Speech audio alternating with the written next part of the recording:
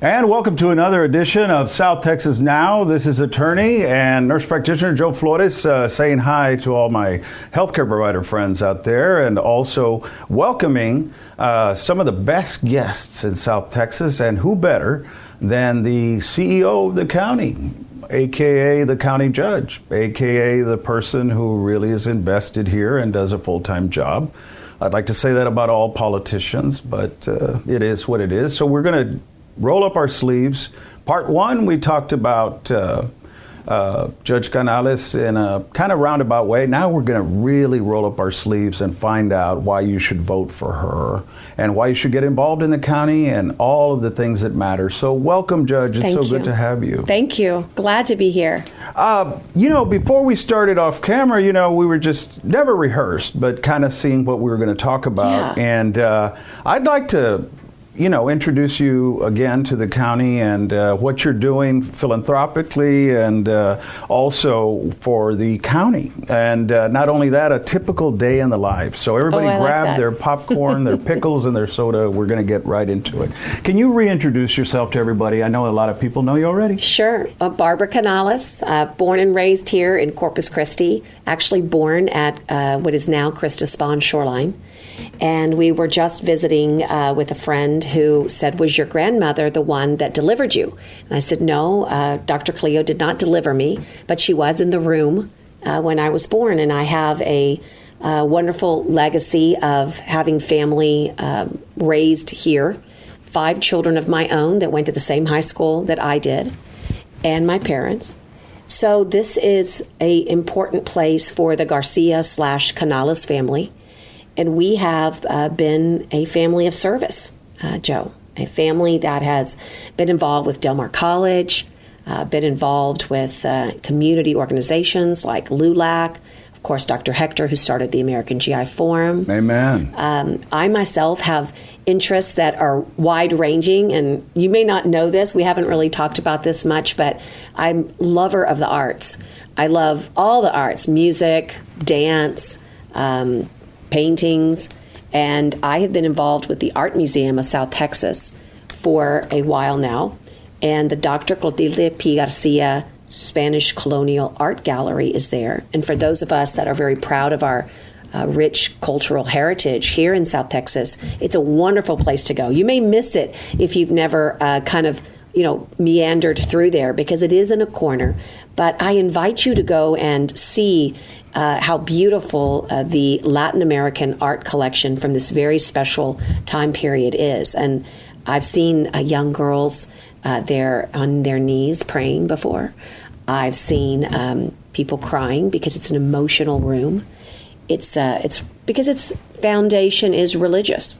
So that's something that's a lot of people don't know about me, that I've had that passion for the arts for a long time, and our family together has decided that we need to celebrate our rich Hispanic heritage here, and this appeals to a wide audience. You don't have to be Hispanic if you live in Texas. If you live in South Texas, you can share in this beautiful, rich cultural heritage that is art.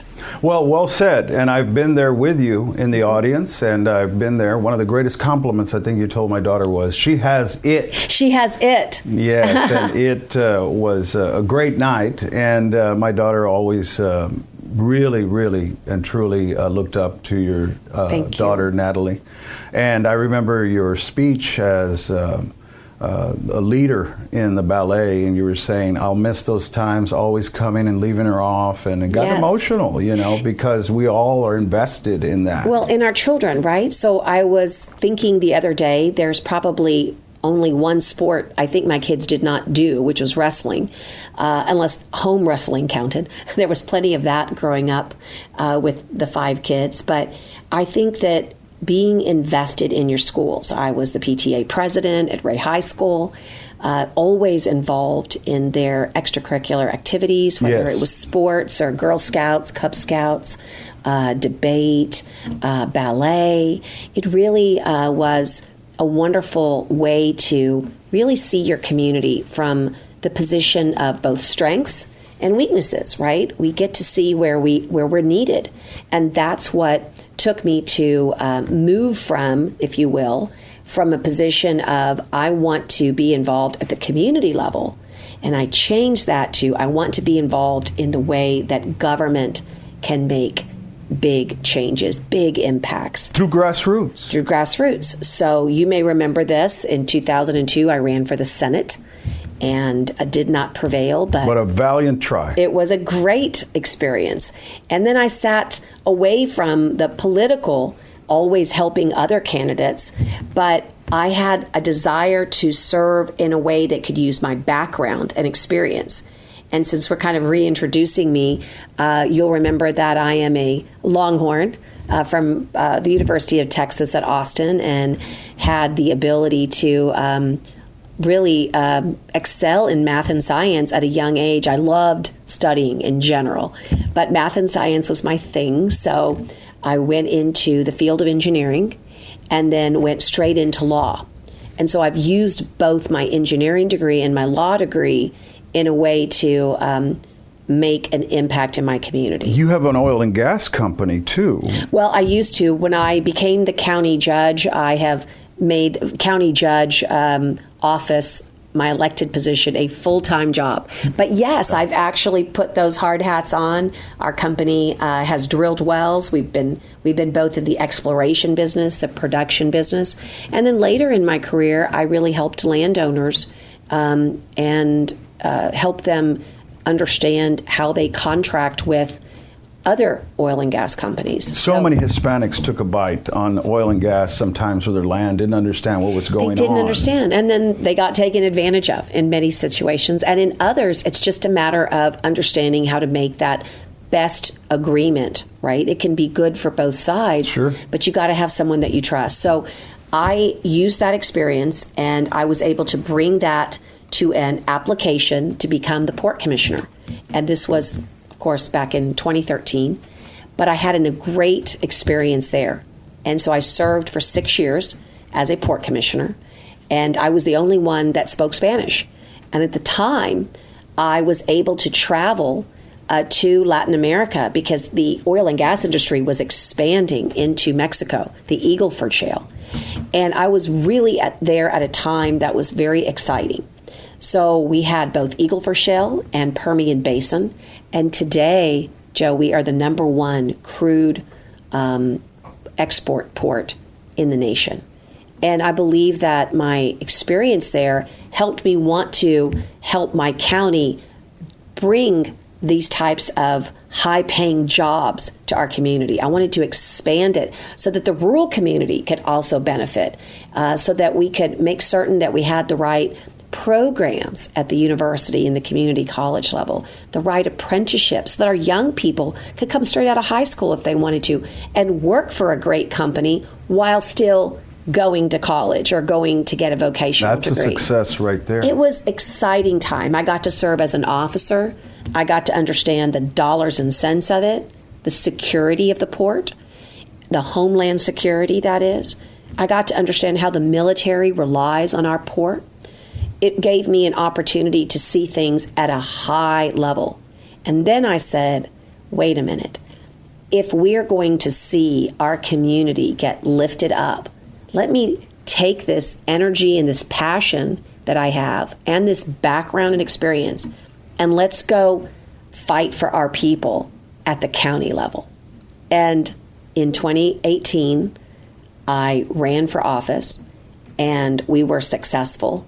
And now I cannot believe it. It's 4 years later, and my passion has only grown. My determination only stronger. What I can say to you that's so different about me now is that I'm more resilient. I have, I say that it's so important to back our law enforcement. And one of the things I've been a staunch supporter of is body armor. Okay, the Kevlar. Mm-hmm. And what I think that's happened to me in the last 4 years is that I may not have the physical Kevlar body armor, but I have it on in a way that has protected me. I've been able to go through so many different types of challenges, crises, and we have emerged stronger than ever.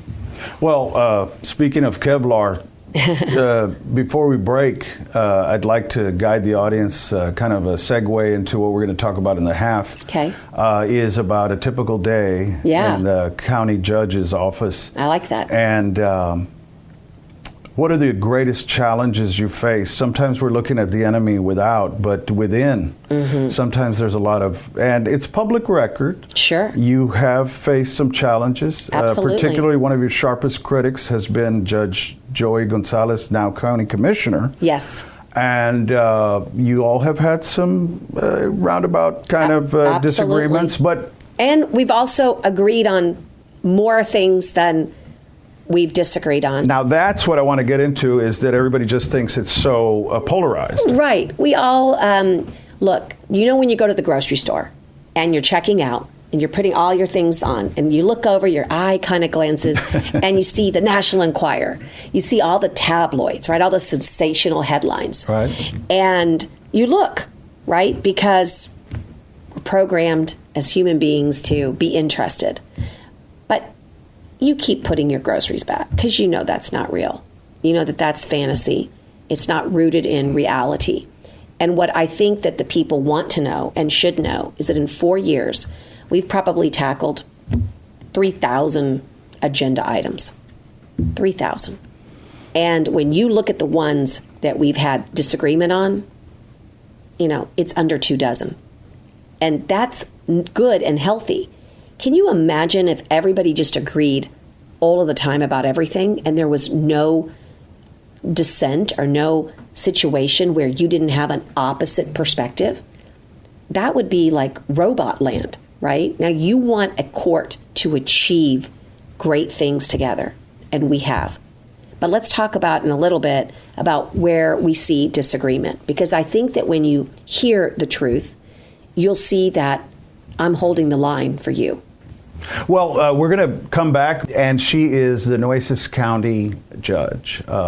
And what we'd like to do is come back and show you all a day in the life when we come back.